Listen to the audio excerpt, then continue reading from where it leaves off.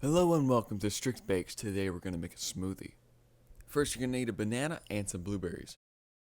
And some orange juice. Slice up the banana so we can blend it easier. Pour in some blueberries, roughly how much you want. That's what I want. And then the same goes for orange juice. And that's all I want. Then we shove the blender in and start blending everything together.